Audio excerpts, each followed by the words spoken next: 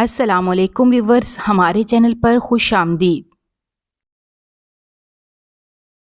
میری آنکھ کھلی تو چھت پر لگے فینسی پنکھے کو میں دیکھتے ہی چلی گئی۔ میرے دماغ پر اب تک دھند چھائی ہوئی تھی۔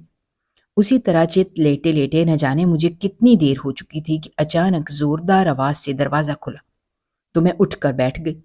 ایک انتہائی موٹی لیکن چھوٹے قد کی عورت اپنی ریشمی ساڑی کا پلو سنبھالے ہوئے دھیرے دھیرے میرے قریب آتی جا رہی تھی۔ اس کے چہرے پر ایک عجیب سی مسکراہٹ تھی جس کو میں کوئی بھی نام نہیں دے پا رہی تھی۔ میں غائب دماغی سے ایک جھٹکے سے اٹھ کر بیٹھ گئی تو وہ پائنتی پر ایک ادا سے بیٹھی۔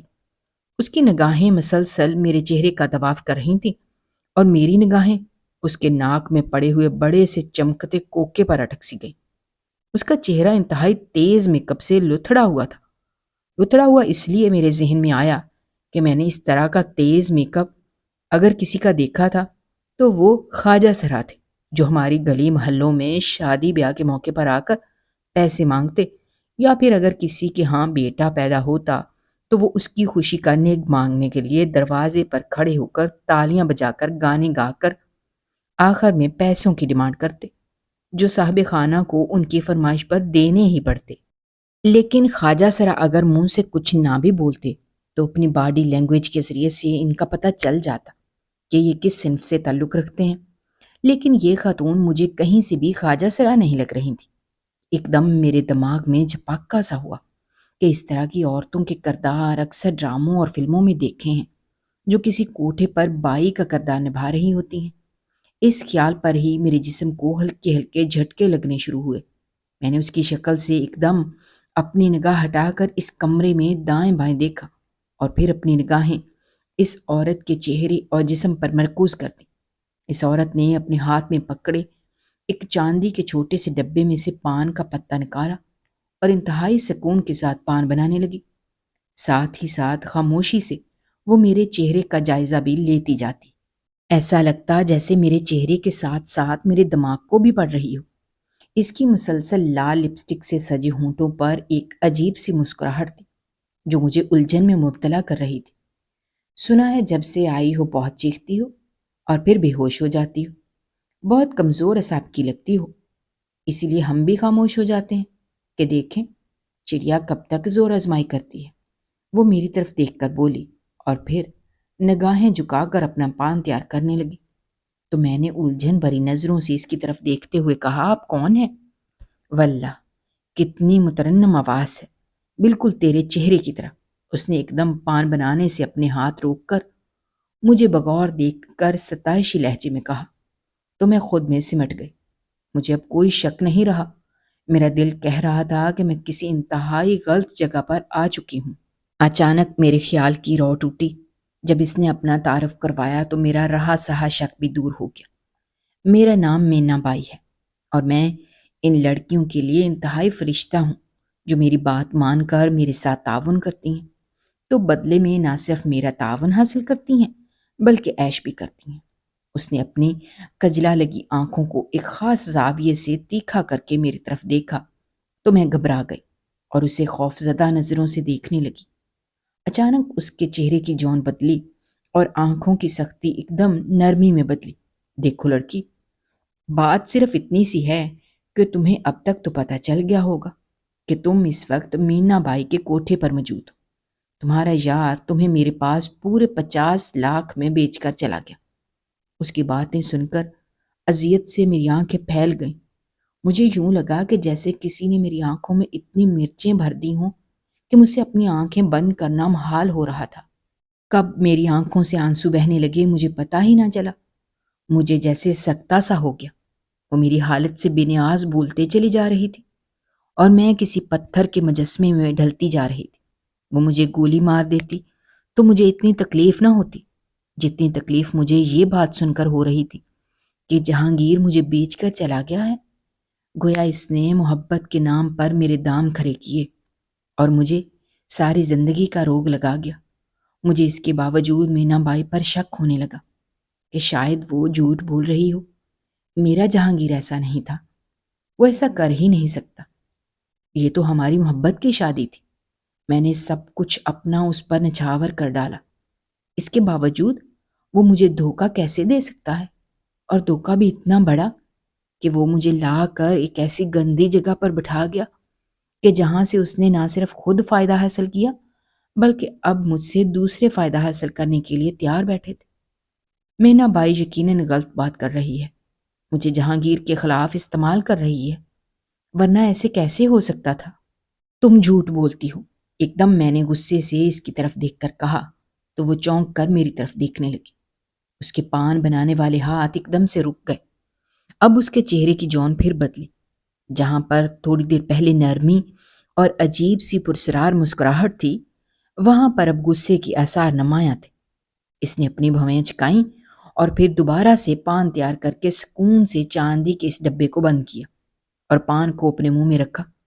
اپنے ہاتھوں کی 2 انگلیوں کو اس نے اپنے کان پوری کتھے اور چونے سے لتھڑی انگلیوں کو اپنے سر کے بالوں سے پونچھا اور منہ چلاتے ہوئے مسلسل میری طرف دیکھتی چلی گئی۔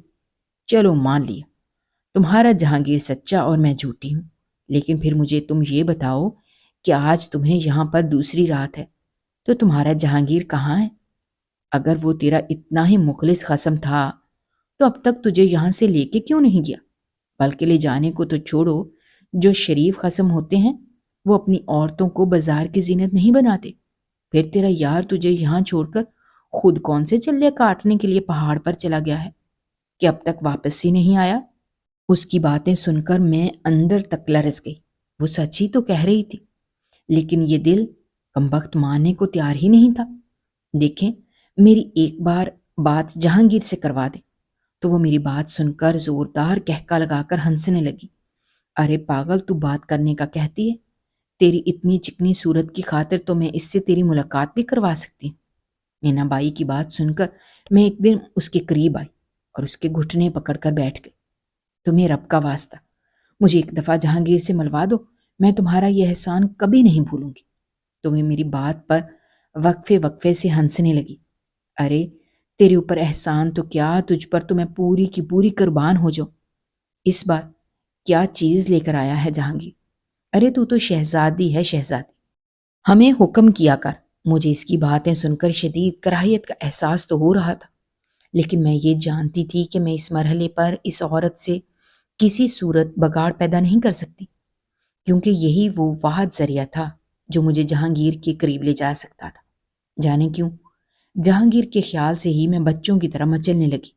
وہ جو ہی آئے گا میں اس کے سینے سے لگ کر اسے ایک ہی بات کہوں گی کہ مجھے یہاں سے نکال کر لے جاؤ، میں یہاں 1 منٹ بھی نہیں رہوں گی۔ میں دل ہی دل میں اس خیال کو سوچتے ہوئے جہانگیر کے تصور کو ذہن میں لائی تو میری آنکھوں سے آنسو بہنے لگتے۔ مجھے خلا میں گھورتے ہوئے دیکھ کر مینا بائی اٹھ کر کھڑی ہو گئی۔ پھر میری ٹھوڑی کو اپنی انگلیوں سے پکڑ کر اس نے اونچا کیا تو میں نے اس کی طرف نگاہ کی۔ اپنے اتنے قریب اسے دیکھ کر مجھ پر لرزہ سا طاری ہو گیا۔ اس کا تیز چیختا میک اپ مجھے خوفزدہ کرنے لگا۔ وہ اپنی عمر کو چھپانے کے لیے تیز غازے میں لپٹے رنگوں کو اپنے اوپر مل کر یہ سمجھ رہی تھی کہ شاید وہ کم عمر دکھائی دے گی، لیکن اتنے تیز میک اپ کے لبادے میں بھی وہ کم عمر کیا دکھائی دیتی، الٹا عجیب سی مسخری لگنے لگی تھی، جسے دیکھ کر عجیب سا خوف رگوں میں اترنے لگا۔ اگر یہ رات کے کسی پہر کمرے میں اچانک آ جائے تو یقیناً اسے دیکھ کر دل خوف سے دھڑکنا بند کر دے گا۔ میں اس کے چہرے کو مزید دیکھنے کی تاب نہ لا سکی اور اپنی آنکھیں بند کر لیں تو وہ ایک دم سے کھلکھلا کر بولی، ارے واہ، کیا ادائیں ہیں تیری پارو! ایسی ادائیں دیکھ کر عقل قربان نہ ہوں تو کیا کریں؟ یہ جہانگیر بڑا ہی بدبخت تھا کہ تیری قدر نہ کر سکا، ورنہ اتنی خوبصورت جورو کسی کی ہو اور وہ اسے چھوڑ کر پیسوں کے پیچھے بھاگے تو میں اس بدبخت ہی کہوں گی۔ وہ ایک گہری افسردگی سے آ بھرتے ہوئے بولی۔ تو میں نے آنکھیں کھول کر اس کی طرف دوبارہ دیکھا۔ اس لمحے اس کی آنکھوں میں مجھے ایک عجیب سی بے چینی سی نظر آئی، لیکن وہ صرف ایک لمحے کے لیے تھی۔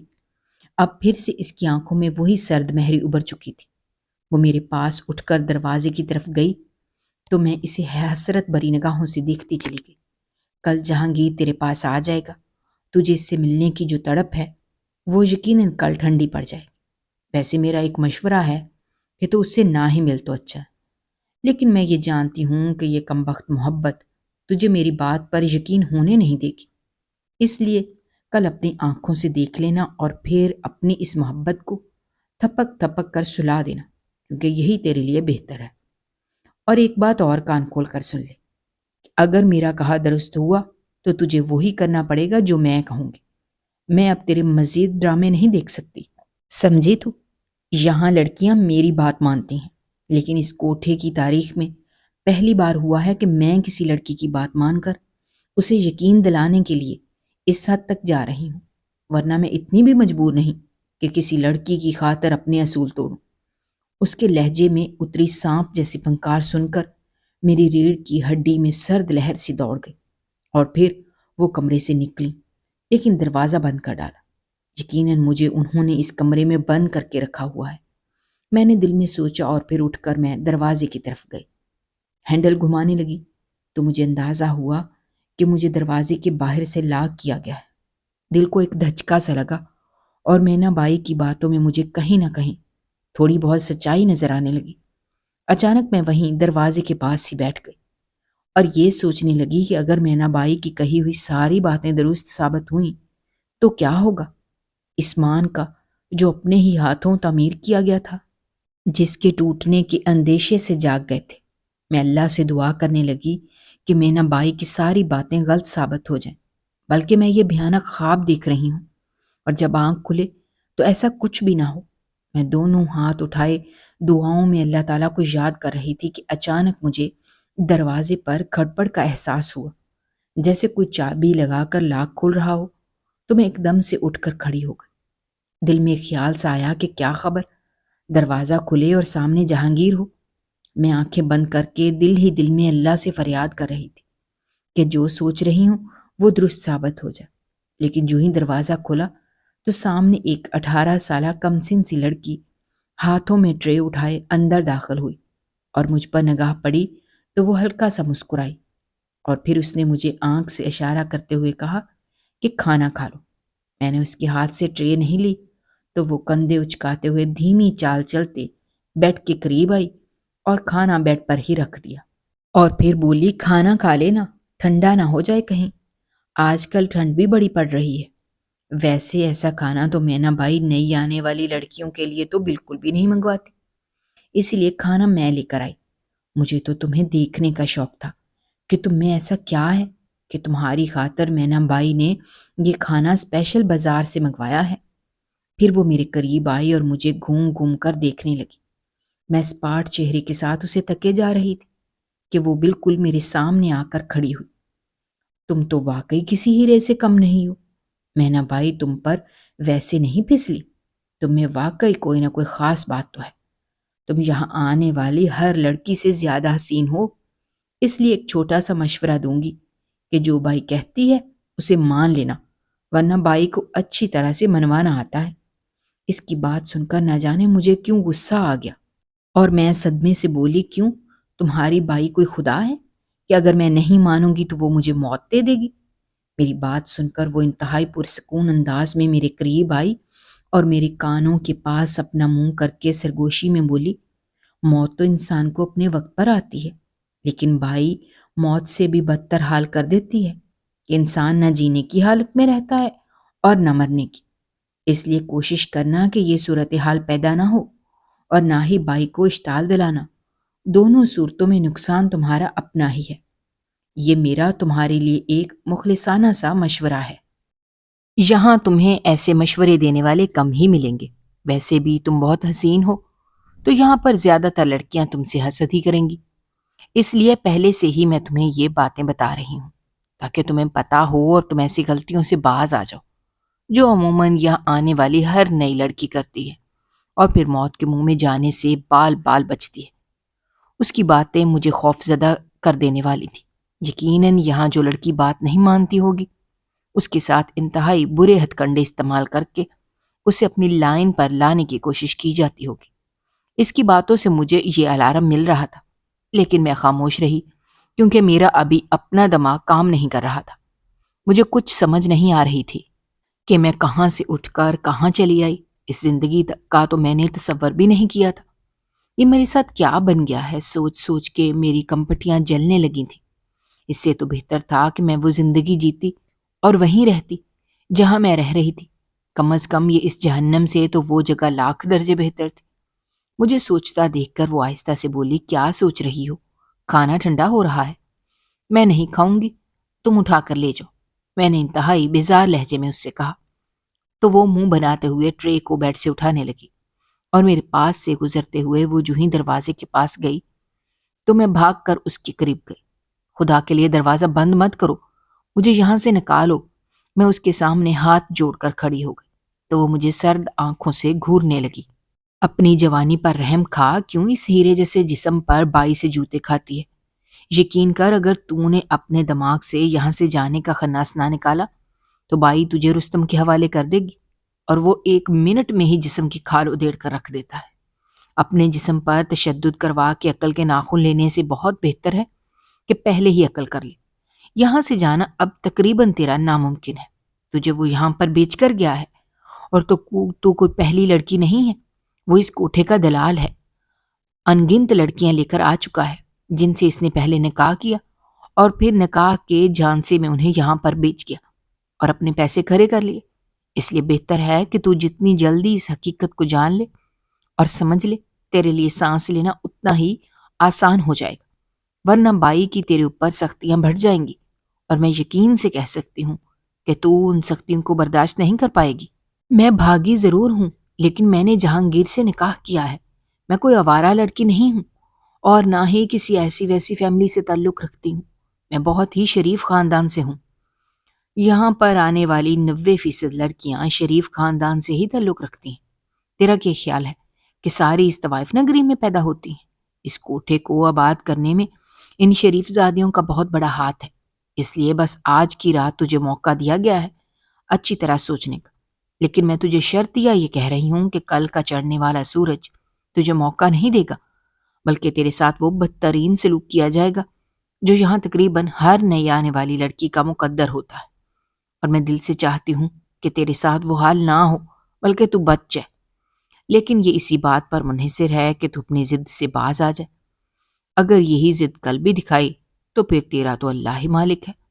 پھر وہ یہ بات کر کے باہر نکل گئی اور دروازے کو لاک کر دیا۔ میں دیر تک دروازہ پیٹتی رہی اور ان لوگوں سے رو رو کر خود کو باہر نکالنے کی بھیک مانگتی رہی، لیکن باہر تو ایسی خاموشی تھی جیسے وہاں کوئی بھی نہ ہو۔ میں جب دروازہ پیٹ پیٹ کر تھک گئی تو واپس بیڈ پر آ کر لیٹ گئی۔ میرا سر گھوم رہا تھا اور میرے جسم پر کمزوری پہلے سے زیادہ بڑھ گئی تھی۔ یہ میں نے کیا کر دیا؟ اپنے ہی پیروں پر کلہاڑا مار دیا، میں روتے ہوئے سوچنے لگی۔ لیکن پھر ہم جیسی لڑکیاں گھر سے بھاگے نہ تو کیا کریں؟ اپنی ہی بے بسی پر مجھے رونا آنے لگا۔ میں میٹرک میں تھی کہ ابو کا انتقال ہو گیا اور امی نے عدت گزارنے کے بعد دوسری شادی کر لی۔ میرا دوسرا باپ انتہائی گندی ذہنیت کا مالک تھا۔ وہ مجھے بیٹی بیٹی کہہ کر بلاتا، میرے جسم کو چھوتا رہتا، تو میں پریشان ہو کر اس سے دور رہنے لگی۔ وہ جب کام سے گھر واپس آتا تو میری کوشش یہی ہوتی کہ میں سامنے نہ آؤں۔ امی مجھے اکثر اس کے لیے چائے بنانے کا کہتی تو میں کمرے میں جا کر چھپ جاتی۔ تو ایسے میں امی مجھے بہت گالیاں دیتی، برا بھلا کہتی کہ تو کیسی بیٹی ہے، تو اسے 1 کپ چائے اپنے والد کے لیے نہیں بنتی؟ اور مجھے سمجھ نہیں آتی تھی کہ میں امی کو کیا بتاؤں اور کیسے بتاؤں کہ یہ والد ہی تو نہیں ہے۔ کچن چھوٹا سا تھا جس میں ایک آدمی کے کھڑے ہونے کی جگہ تھی۔ ایسے میں جب میں کچن میں ہوتی تو کسی نہ کسی چیز کے بہانے کچن میں آتا اور اس کے غلیظ ہاتھ میرے جسم پر رینگنے لگتے تو میں ایک دم ہڑبڑا کر وہاں سے بھاگ جاتی۔ ایک دن اماں چھت پر تھی، گرمیوں کے دن تھے اور میں اپنے کمرے میں سو رہی تھی کہ اچانک وہ نام نہاد باپ میرے کمرے میں آ گھسا، اور جو ہی دروازہ بند کرنے لگا تو میری آنکھ کھل گئی۔ اس سے پہلے کہ وہ کنڈی لگاتا اور کوئی بدتمیزی کرتا، میں تیزی سے چارپائی سے اٹھی، اور اس سے پہلے کہ وہ مجھے پکڑتا میں دوسرے دروازے سے باہر نکل گئی اور سیدھا چھت پر گئی۔ میں بری طرح سے ہانپ گئی تھی اور رو رہی تھی۔ اماں مجھے اس حالت میں دیکھ کر حیران اور پریشان ہو گئیں اور مجھ سے پوچھنے لگیں کہ کیا بات ہے، تجھے کیا ہوا ہے؟ اس سے پہلے کہ میں کچھ بولتی وہ بھی پیچھے پیچھے اوپر چلا آیا۔ بھائی تیری بیٹی تو بہت ڈرپوک ہے، ایک دم سے ڈر جاتی ہے۔ ارے اس کلموہی کی تو بات ہی نہ کرو، اس کا تو ہر وقت راہ ہی نکل رہتا ہے۔ میں اماں کو بتانا چاہتی تھی، لیکن اماں سے نظریں بچا کر اس نے مجھے آنکھوں ہی آنکھوں میں دھمکایا تو میں ڈر گئی۔ اس واقعے کے بعد تو اس کی دیدہ دلیری میں اور بھی اضافہ ہو گیا۔ میں بہت ڈر چکی تھی۔ مجھے سمجھ نہیں آ رہی تھی کہ میں اس سارے معاملے کو کیسے سنبھالوں۔ اماں بات سنتی نہیں تھی۔ میں جو ٹوٹے پھوٹے لفظوں میں سمجھانا چاہتی تھی وہ اماں کی سمجھ میں نہیں آتا تھا۔ میں اکثر اس سے کہتی کہ مجھے یہ ابا نہیں لگتا، عجیب سا آدمی ہے۔ تو مجھے یاد ہے کہ اماں نے کہا تو جب بیاہ کرے گی تو اپنے لیے کوئی اچھا سا آدمی ڈھونڈ لینا۔ مجھے تو یہی ملا تھا، میں نے کر لیا۔ تو میں حیرت سے اپنی ماں کو دیکھنے لگی کہ اس نے ایک دفعہ بھی مجھے پیار سے اپنے پاس بٹھا کر یہ نہیں پوچھا کہ تو جو یہ بات کہہ رہی ہے کس بل بوتے پر کر رہی ہے، ایسا کیا ہوا ہے؟ اور مصیبت یہ تھی کہ مجھے بھی کھل کر اظہار کرنا نہیں آتا تھا۔ ایک تو کم عمری تھی اور دوسرا مجھے اس شخص سے ڈر لگتا تھا جو مجھے آتے جاتے دھمکاتا رہتا کہ اگر تم نے کوئی بات بھی منہ سے نکالی تو میں تجھے یا تیری ماں کو جان سے مار ڈالوں گا۔ اس لیے میں اکثر امی کو ڈھکے چھپے الفاظ میں اشارے دینے کی کوشش کرتی، لیکن وہ ایسی ماں تھیں کہ آنکھیں بند کر کے بیٹھی ہوئی تھی۔ ایسے میں میری اپنے ہی گلی میں رہنے والے جہانگیر سے سلام دعا بڑھ گئی، اور یہ سلام دعا کب محبت میں بدلی پتہ ہی نہ چلا۔ ایک دن جب ہمارے گھر کے حالات زیادہ ہی خراب ہو گئے، کیونکہ میں نے یہ محسوس کرنا شروع کر دیا تھا کہ اماں زیادہ تر سوئی رہتی ہیں، وہ جلدی جلدی اٹھتی نہیں، تو مجھے ایسا لگا کہ جیسے وہ اماں کو کوئی نشہ آور دوائی پلا رہا ہے۔ مجھے ایسے میں اپنی عزت خطرے میں محسوس ہوئی، تو میں نے جہانگیر سے بات کرنے کا فیصلہ کیا اور اسے شروع سے آخر تک ساری بات بتا دی۔ تو جہانگیر نے مجھے کہا کہ ہم بھاگ چلتے ہیں اور لاہور اپنے دوست کے ہاں ٹھہر جائیں گے۔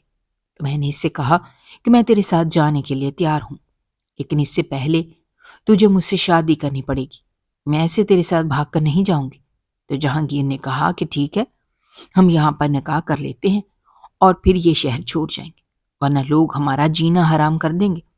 جہانگیر سے بات کرنے پر میں مطمئن ہو گئی، اور پھر میں نے ایک رات چپکے سے اپنا گھر چھوڑ دیا اور جہانگیر کے ساتھ چل پڑی۔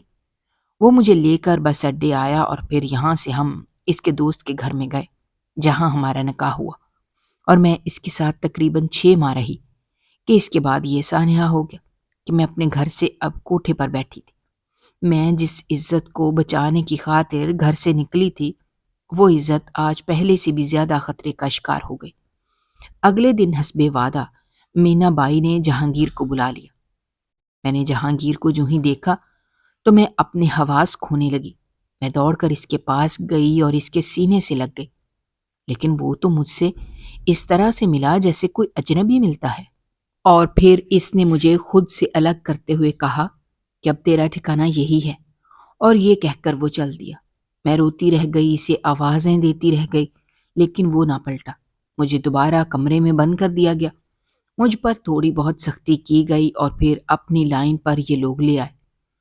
تھوڑی بہت رقص کی تعلیم دینے کے بعد ان لوگوں نے میرے پیروں میں گھنگرو باندھے اور مجھے طوائف کے طور پر محفل میں لے آئے۔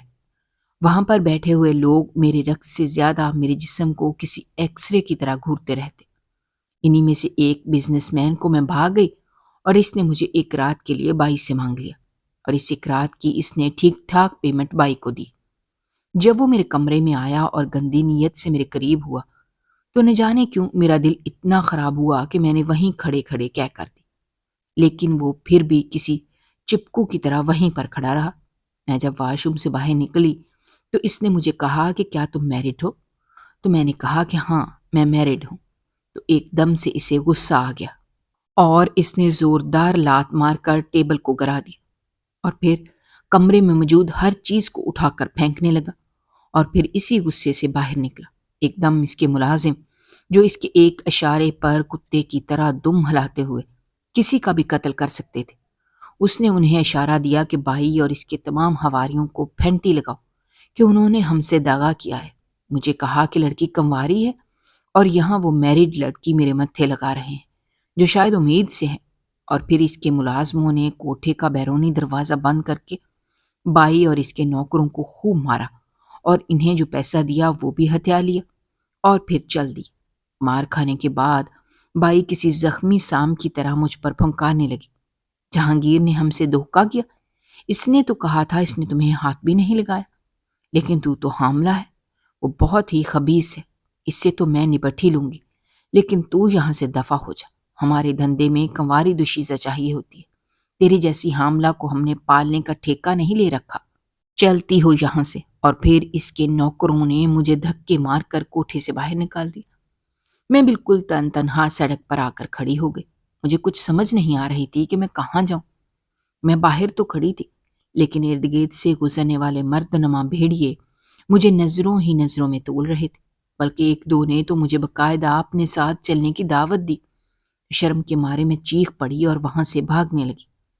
رات تو میری جیسے تیسے کٹ گئی، لیکن اگلے دن میں نے کسی سے دارالمان کا پوچھا اور پھر میں نے وہاں چل دی۔ لیکن وہاں کے حالات بھی زیادہ اچھے نہیں تھے۔ یہاں پر بھی خوبصورت لڑکیوں سے دھندا کروایا جاتا تھا، اور انہیں رات کو لے کر گاہکوں کے پاس جاتے ہوئے میں نے جب خود دیکھا تو میں وہاں سے بھی بھاگ گئی۔ یوں کئی ماہ میں سڑکوں پر ماری ماری پھرتی رہی۔ اب تو رات کے ساتھ ساتھ مجھے دن سے بھی خوف آتا۔ ایک دن مجھے درد ذا اٹھا تو ایک ٹیکسی والے کے پاس گئی کہ اللہ کے نام پر مجھے سپتال لے جاؤ، پر وہ اپنے گھر لے گیا، کیونکہ اس کی بیوی دائی تھی اور وہ دونوں بے اولاد تھے۔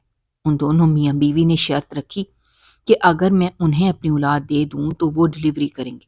تو میں مان گئی کہ چلو میرے بچے کا ٹھکانہ تو ہوا، لیکن اس بچے کے بعد میں خود کہاں جاؤں گی، اس کی مجھے سمجھ نہیں آ رہی تھی۔ جو ہی بچہ پیدا ہوا تو آنٹی نے روتے ہوئے بچے کو اپنے سینے کے ساتھ لگایا اور پھر باہر لے گئے، تو ان کا خاوند بھی بچے کو دیکھ کر خوشی سے پھولے نہ سمایا۔ لیکن قیامت تو تب ٹوٹی جب وہ دونوں میاں بیوی میرے قدموں میں گر کر رونے لگے، تو میں حیران پریشان ہو کر ان کے چہروں کو دیکھنے لگی کہ یہ سب کیا ہو رہا ہے۔ مجھے پریشان دیکھ کر انہوں نے اپنے آنسو صاف کیے اور مجھے بتایا کہ ہم کافی عرصے سے بے اولاد تھے۔ میری بیوی کو لوگ طعنے دیتے کہ یہ تو چوہیا بھی پیدا نہیں کر سکتی، انسانی بچہ کیا پیدا کرے گی۔ کچھ لوگ کہتے ہیں کہ شاید مجھ میں کوئی نقص ہے جس کی وجہ سے اس کو حمل نہیں ہو رہا۔ بہرحال جتنے منہ اتنی باتیں۔ ہم میاں بیوی جب تھک ہار گئے تو ہم نے بچہ اڈاپٹ کرنے کے بارے میں سوچا۔ سب سے پہلے ہمیں اپنے خاندان میں بچہ لینے کا خیال آیا۔ میرے بھائیوں کے جڑواں بچے تھے، بہنوں کو بھی اللہ نے اولاد کی نعمت اور رحمت دونوں سے نواز رکھا تھا۔ میں باری باری اپنے بہن اور بھائیوں کے دروازے پر گیا اور ان سے اپنی دلی خواہش کا اظہار کیا، تو ان میں سے کسی نے بھی ہمیں بچہ نہ دیا۔ تو ہم دونوں میاں بیوی نے باہمی مشورہ کر کے یتیم خانے سے بچہ لینے کا سوچا۔ تمام قانونی کارروائی کرنے کے بعد ہمیں بچہ مل گیا۔ یہ 2 ماہ کا بیٹا تھا۔ ہم اسے لے کر گھر آ گئے، لیکن 1 ہفتے کے اندر اندر وہ چل بسا۔ تو لوگوں نے کہا کہ تم لوگوں کے مقدر میں ہی اولاد نہیں ہے، خاص کر بیٹا، کیونکہ وہ مقدر والوں کو ملتا ہے۔ تو میری بیوی یہ بات سن کر بہت دل برداشت ہوئی۔ میں تو مرد تھا، اس بات کو سہ گیا، لیکن یہ عورت تھی اور عورت ذات ہمیشہ کمزور ہوتی ہے۔ لوگوں کی باتیں اور طعنے سن سن کر یہ ذہنی طور پر ختم ہونے والی تھی کہ اللہ نے تمہاری صورت میں ہمیں پھر سے ایک امید دلا دی۔ میں نے اپنی بیوی سے کہا تھا کہ تم دیکھ لینا یہ بیٹا ہی ہوگا۔ اللہ اتنا بے رحم نہیں ہے کہ وہ انسان کی برداشت سے زیادہ بوجھ اس کے اوپر ڈالے۔ تم دیکھنا اللہ ہماری یہ خواہش ضرور پوری کرے گا۔ اور جب اللہ نے تمہیں بیٹے سے نوازا تو مجھے یقین آ گیا کہ ہماری محرومیوں کو دیکھ کر اللہ نے یہ بیٹا تمہیں نہیں بلکہ ہمیں دیا ہے۔ تو ہم دونوں میاں بیوی فرتے جذبات سے رو پڑے۔ اللہ تو بہت ہی غفور الرحیم ہے، لیکن انسان معاف نہیں کرتا۔ وہ جنہیں کمزور دیکھتا ہے وہیں پر نشانے باندھ کر انہیں مزید زخمی کرنے کی کوشش کرتا ہے۔ میری شادی شدہ 10 سالہ زندگی میں ہم دونوں میاں بیوی کب زخمی نہیں ہوئے۔ لوگوں کے منہ میں زبانیں نہیں بلکہ پتھر تھے جنہوں نے ہماری روح تک کو گھائل کر ڈالا تھا۔ ہمیں ہر کوئی یہی کہتا تھا کہ شاید تم لوگ اس قابل ہی نہیں ہو کہ تمہارے ہاں اولاد ہو، لیکن دیکھ لو اللہ تعالیٰ نے کس طرح سے ہمارے لیے سبب بنا دیا۔ ہم ہمیشہ اس کے در پر جا کر اپنے لیے مانگتے رہے اور بالآخر اس کی محبت کو جوش آ گیا، اور دیکھ لو اللہ تعالیٰ نے کتنا صحت مند بچہ ہمیں پھر سے نواز دیا۔ اللہ اس کی زندگی کرے اور ہمیں اسے پالنے کی توفیق عطا کرے۔ تو میں نے آنکھیں بند کر کے دل میں آمین کہا کہ اگر میری وجہ سے کسی کو ذہنی سکھ مل سکتا ہے، اولاد کی خوشی مل سکتی ہے، تو اس سے زیادہ خوش نصیبی کی بات کیا ہوگی کہ میری اولاد ان کے گھر میں پل رہی ہے جو واقعی اولاد کی قدر کرنا جانتے ہیں۔ اور میں بھی یہی چاہتی تھی کہ جب تک میں خود پاؤں پر کھڑی نہیں ہو جاتی میں اپنی اولاد کو کسی ایسی جوڑے کے حوالے کر دوں جو اسے اپنی سگی اولاد کی طرح چاہے، اور وہ سبب اللہ نے بنا دیا۔ میں کچھ دنوں کے بعد جب ٹھیک ہو گئی تو میں نے ان کے گھر سے جانے کی ٹھان، تو انکل نے کہا کہ تم کہاں جا رہی ہو؟ یہ تمہارا اپنا گھر ہے، اور اللہ نے ہمیں صرف بیٹا ہی نہیں دیا، تمہاری صورت میں بیٹی بھی دے دی ہے۔ میں ان دونوں میاں بیوی کا ظرف دیکھ کر حیران تھی کہ یہ کس مٹی کے بنے ہوئے ہیں۔ میں نے ان سے کہا، لوگ آپ کو تانے دیں گے کہ نہ جانے کہاں سے اس لڑکی کو اٹھا کر لے آئے ہیں اور اس کا بچہ بھی پال رہے ہیں۔ تو انہوں نے کہا کہ ہمیں کسی کی کوئی پرواہ نہیں ہے، تم ہماری بیٹی ہو، یہیں پر رہو، میں تمہارا کالج میں ایڈمیشن کرواؤں گا، پڑھو لکھو، اپنے پیروں پر کھڑی ہو، تاکہ اس معاشرے کا ایک کارآمد فرد کے طور پر زندگی گزار سکو۔ انہوں نے یہ باتیں کوئی جذبات میں آ کر نہیں کی تھی، بلکہ انہوں نے سچ میں میرا کالج میں ایڈمیشن کروایا اور مجھے خود کالج لے کر جاتے اور پھر وہاں سے لے کر آتے۔ میں جب کالج چلی جاتی تو میرے بچے کو آنٹی میری کمی کا احساس نہ ہونے دیتی، بالکل اس کا خیال ایک ماں کی طرح رکھتی۔ ان کے گھر میں رہ کر میں ایم اے کر چکی تھی۔ اس دوران دنیا کی بہت سی باتیں ہمیں سننے کو ملتی رہیں، لیکن ہم میں سے کسی نے اس بات کی پرواہ نہ کی۔ بالآخر ایم اے کرنے کے بعد مجھے ایک سرکاری اسکول میں نوکری مل گئی۔ آنٹی اور انکل اب کافی بوڑھے اور کمزور ہو گئے تھے، تو میں نے انکل کو کام کرنے سے روک دیا اور ایک بیٹے کی طرح پورے گھر کی ذمہ داری اپنے کندھوں پر اٹھا لی۔ میرا بیٹا اب 10ویں میں ہے، وہ انتہائی فرما بردار ہے، میرے ساتھ ساتھ انکل اور آنٹی کا بھی بہت خیال رکھتا ہے۔ اس دوران انکل اور آنٹی نے بہت کوشش کی کہ میں دوسری شادی کر لوں، لیکن نہ جانے کیوں میں اب شادی کے نام سے ہی گھبراتی تھی۔ میں اپنی زندگی انکل آنٹی اور اپنے بیٹے کے نام پر وقف کر چکی ہوں، اور اب بقائے زندگی انہی کے گرد گزار دینا چاہتی ہوں۔ اگر آپ کو ہماری کہانیاں پسند آ رہی ہیں تو ہمارے چینل کو سبسکرائب کیجیے، ویڈیوز پر کمنٹ کیجیے اور شیئر کیجیے۔ شکریہ۔